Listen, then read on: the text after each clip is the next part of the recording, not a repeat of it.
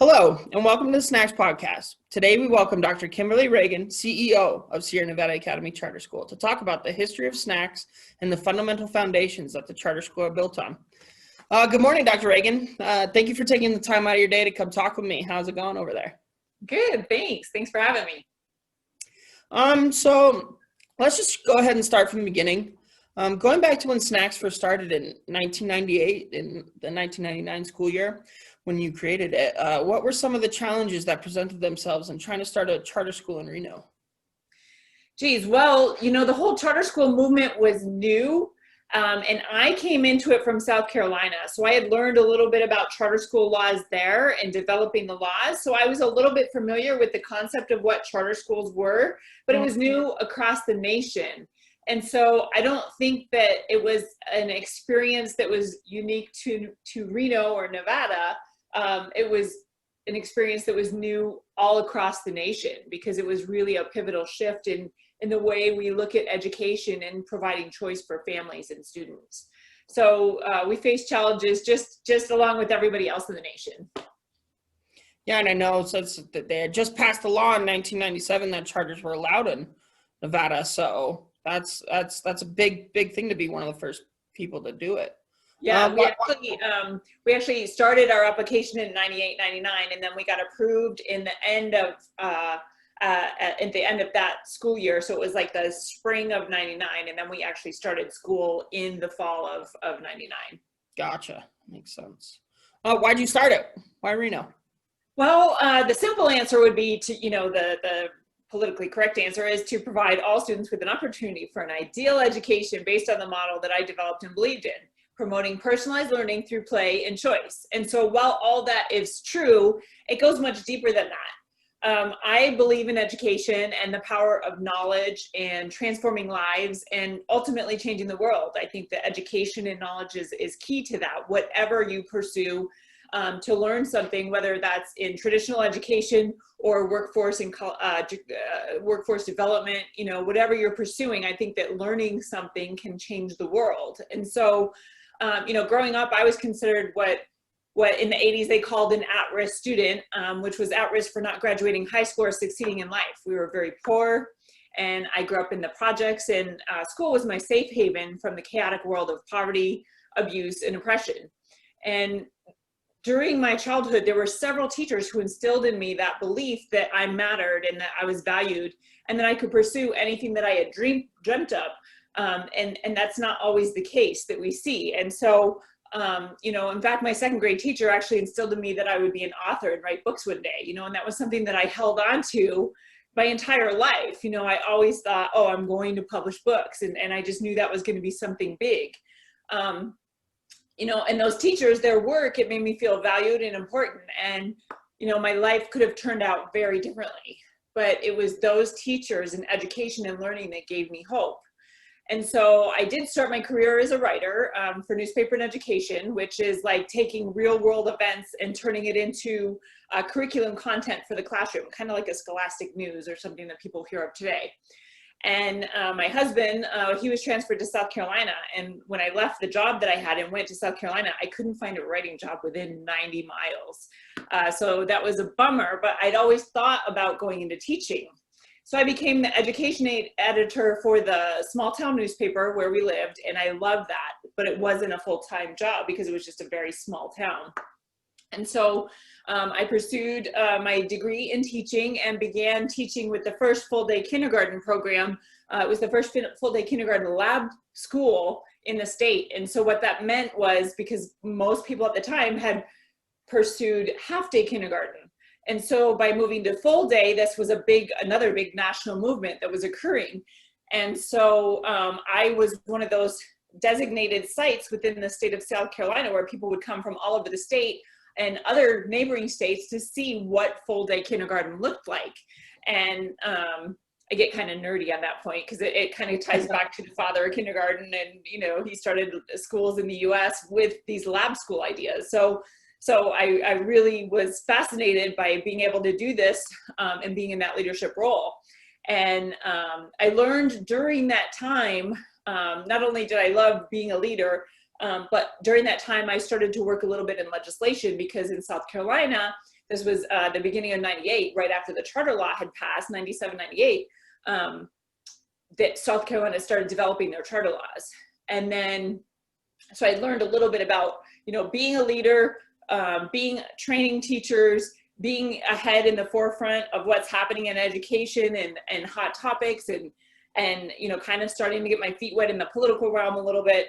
And then my husband got transferred again and we came to Nevada, and, I had that leadership bug in my blood by then, and I wanted to give back, and I wanted to make a much greater impact in education for all children than in one classroom.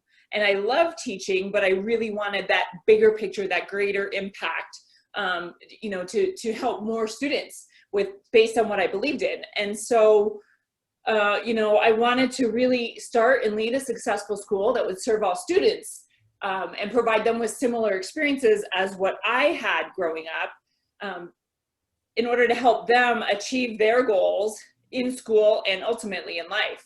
And so I believe truly at the end of the day, starting the school is, if we change one person's perspective, make a difference for one person at a time, change one student's mindset at a time, that they can succeed, they can achieve, they can do something greater, they can do whatever they want, regardless of what's happening around them, then there's a ripple effect, and we can change not only their life, but they can go on to change other lives because there's a ripple effect. Exactly. And you can see it really in the community. And I mean, for you to bounce around so much and end up out here creating one of the highest ranking charter schools in the state, I mean, it really seemed like you were destined to be here, kind of. Right.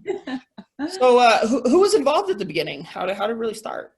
Well, it was myself and then a small committee of parents, educators, community members. In fact, our own Maxine Weiss, Mrs. Weiss, attended one of our initial meetings, but she attended as a parent. So that's kind of a fun snippet that people don't know.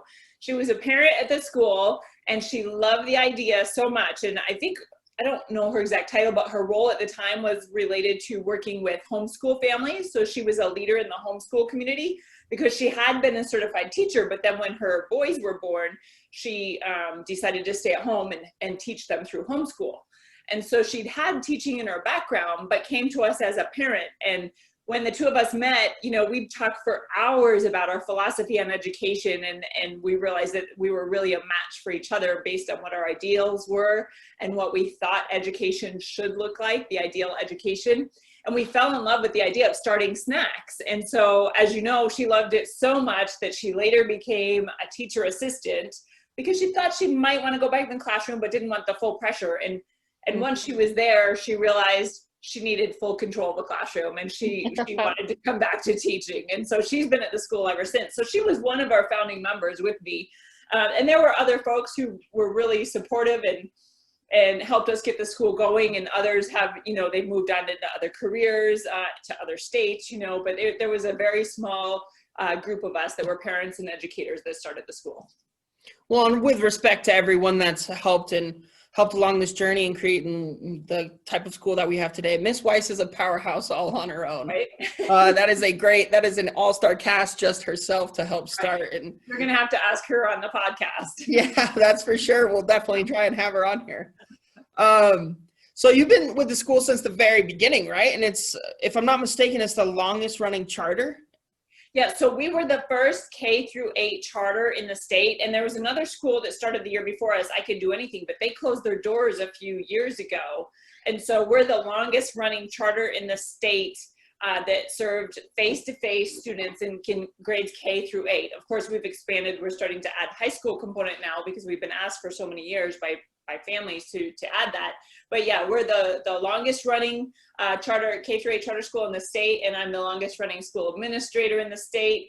I don't know if that's a good thing. I used to think that was a good thing, but now it kind of dates me, gives me a little bit of age. I mean, that's a long time. How long has it been in years? It's 23 years and counting. Oh my God. I mean, it's truly my life's work, Yeah, absolutely. That's about as old as I am. That's insane. So what was your overall goal when you first started? What was your mission? really the goal was to provide an innovative approach to education. And, we've tweaked it along the way in developing the ideal school model, but it was really about being innovative and in the forefront and, being that leader in education to say, okay, we're going to try this and this works. We're going to try this, it doesn't work, so we're going to pivot and try this. So it's really cutting out some of the red tape that's involved in bigger educational institutions and being able to try things that might be innovative or that might work in the best interest of students, doing what's right for students. Yeah, that makes sense. And how's that evolved? Like what's different between then and now? And because I know you guys are constantly innovating. Right. What's different now? So I am going to date myself one more time here. One of the most notable changes is in technology. So for example, we actually were very old school in the beginning because there was no technology. So we actually did attendance with pencil and paper. And we did all of our bookkeeping with pencil and paper. We had different ledgers and books that we kept. And so, we had to make sure that everything was accurate in those, and the state would come out and audit with pencil and paper. And so when you look at now how technology has advanced everything, and, we're doing everything automated as much as possible. And, we have AI now, and we have, every student has their own Chromebook or laptop, and we're doing Zoom calls and distance learning, and students are on platforms all the time. Like, it's really amazing to experience and see. I mean, that in itself could be its own story, is the evolution of technology. It's really powerful to see what's happening and to see how fast students are evolving with technology. They pick up computer language, and the ability to use technology much faster than someone like me, who did used to use pencil and paper. So, and then of course we're always evolving in ways, developing systems, developing our leadership, developing our teaching and instruction styles, and one thing we're really trying to do is really establish ourselves as an integral part of the school community and the North Valleys community, the Reno community, the Nevada community. And we do that, through leadership and our model, and really getting out there and participating in what's happening in our world. Exactly. And I mean, with just the model that a charter school does follow, it is an integral part of our community. Right. Right. It's just a different style, and some kids, like we said, they just all are different, and it's just about getting it out there and, more people finding out, because it is absolutely needed. Right. Absolutely. So where did SNACS start, and with how many students? So we actually, when I talk about us doing that application, we had 7 students on our roster when our charter was granted, and those were actually the committee members' own students. So it was like the end of April, and we're like, okay, we got granted this charter. We have 2 options. We can either pick up our bootstraps and just go full force and start that following August, or we could postpone it a year and take a year to plan. And we were so excited. It was like there was no holding that committee back. We were just so excited to pioneer the charter world and get out there and do our own thing and establish and offer the ideal school for students. And so, we went for it. And by the time the school year started, that year's count, we were at 158 students, and that was all word of mouth and having different events in the community just to meet people, because there was no social media at the time. So we really had to generate our own buzz just by having interaction and relationships with people in the community and talking about what we were going to be doing. And so our site was originally going to be in the downtown area, and we met John Dermody, who offered to help us. He had a property up in the Stead area, and the property that he had was the back end of a strip mall, but it had never been used. It was an empty shell. So there was dirt on the floor and wires from the ceiling in a cement block building. And so we thought it would be the ideal place to fence off and develop a school there. So from the outside, it doesn't really look as much like a school, but when you're on the inside, it absolutely does look like a school. And so we went with that, but there was a glitch. As I've learned with construction, there's always glitches. And so we ended up renting out 2 churches to start while we waited for the property to be finished. And we ended up leasing those 2 churches between the start of the school in August and through November. It was Thanksgiving time when we actually got to move into our buildings. And you know, in partnering with the church, you have to have separation of church and state. And so what we ended up doing is teachers would set up on Sunday nights, and meaning they'd cover anything religious on the walls and put up school related items on the walls. And then on Friday afternoons, they would have to take it all down so that the church could have their space back on the weekends. And then they taught out of backpacks and, you know, from the pulpit, and every space we could use, we used for students. It was quite an adventure. Rightfully bless those teachers. Right? Especially being in a church, that is a hard thing to do. Yeah. But it just shows, going from 7 students to 150, how dedicated those first people starting off were. Yeah, absolutely. Absolutely. And we had the excitement of starting that school. It was just such an exciting time to be in the forefront of being innovative and what was happening in education. It had to have been scary. A little bit. We were so busy, we didn't have time to be scared. Plus, I was young then, so I just went for it. Yeah, exactly. So still young, but you know. Yeah, exactly. And I mean, I can't even imagine the planning that it would go into. But what are some of the other biggest obstacles you've run into? Yeah, well, the churches were definitely obstacles, but we've had other issues that have come up along the way, you know, such as adequate funding, equitable funding compared to our public, bigger traditional public charter school or public schools. Being a charter school, we aren't always seen as a public school, and so there's been, you know, just challenges in educating the community and, you know, teaching people what charter schools are, and then going to the legislative sessions and really advocating to be seen as who we are, not just for our school but other charter schools. Really having that leadership presence at the local and state level in order to teach people what charter schools are about. And then, you know, other things like facilities funding or transportation funding, you know, we don't have access to those, and those sometimes are really big challenges to overcome for either the school itself or for individual families. And then, you know, I'm really passionate about ensuring all of our students have equal access to education. And so I kind of mentioned this, but sometimes I feel like the macro education system, the bigger system, doesn't properly support charter schools in this state as it does in other states. And I think that misconception about it feeds into, you know, what actually ends up occurring. And so there's a lot of systems work for us to be there, to do there. But, you know, just looking at all the organizational things, we've grown exponentially, you know, as a charter, and establishing our presence and being a charter leader within the state.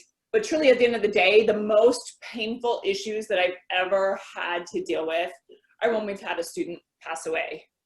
And we've had several students or former students who've passed away for various reasons. And that's always something hard to overcome. You hear, as a parent, you never want to experience one of your own children passing. And so I kind of feel like that's similar with education, because you spend so much time with students, they become like your own student.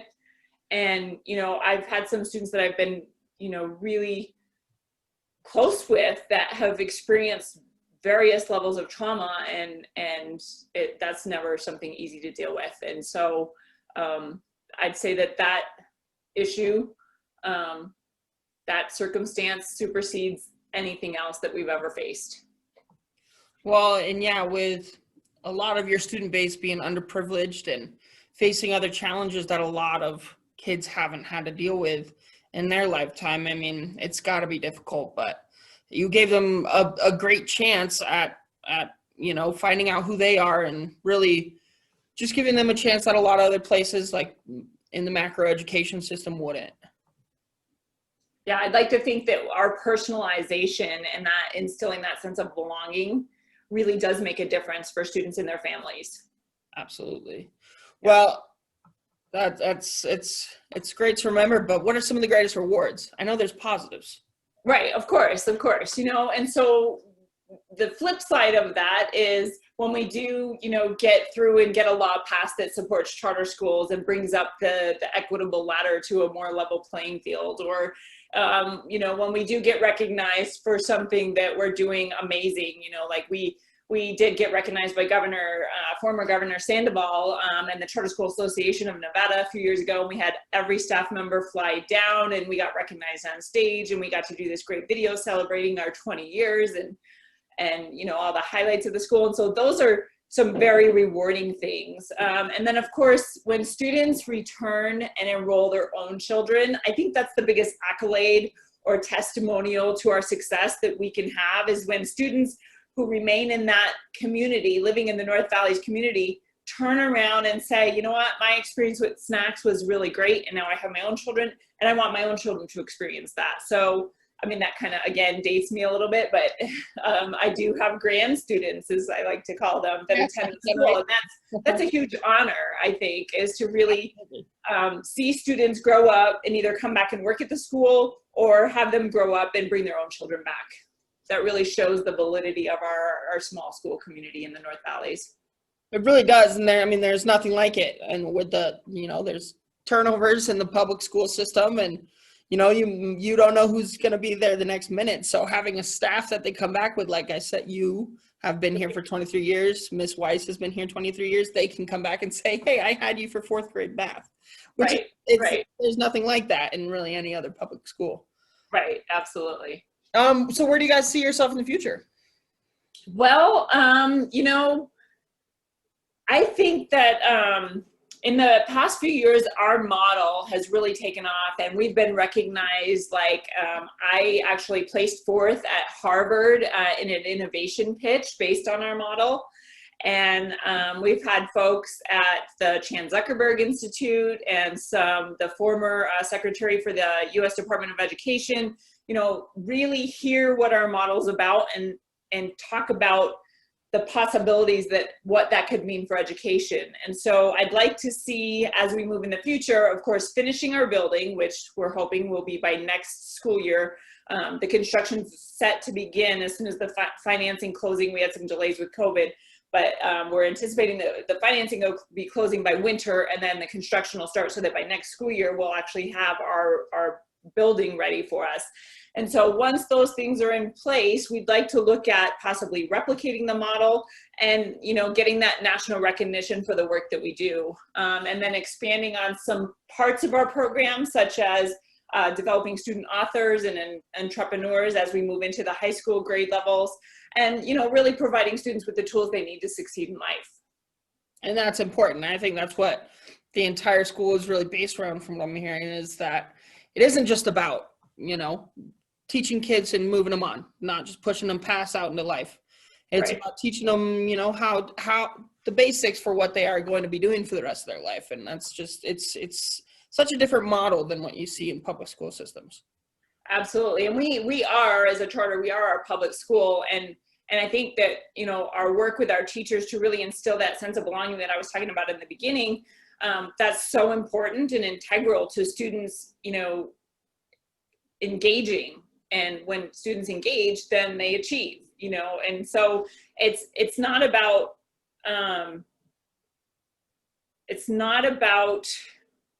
like looking at all of our challenges and being limited by them. It's looking at the challenges that are in front of us as opportunities to choose our own path and our own destiny and move forward, and having those tools and the mindset and the skills to be able to face whatever obstacles come our way, and regardless of how much adversity it is, and really establish our own path towards success. And that's for each individual student. And that's the premise, the core of what SNACS is about. Gotcha.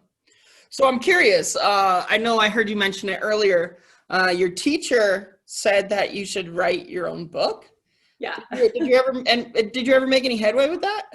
Yeah, so actually, I'm super excited because this past summer, my book, Unbroken Road to Freedom, which is my Homeless to Harvard memoir, was published. And it does highlight some of the experiences I talked about earlier in the podcast, you know, my experiences in school and my experiences, you know, with poverty and things like that, and how I grew up and, you know, run away by 13 years old, put myself in foster care by 14. Most people don't know that. And so how you take that as I was talking about, like the challenges or adversity that you face and how do you overcome that? How do you establish the mindset to overcome that?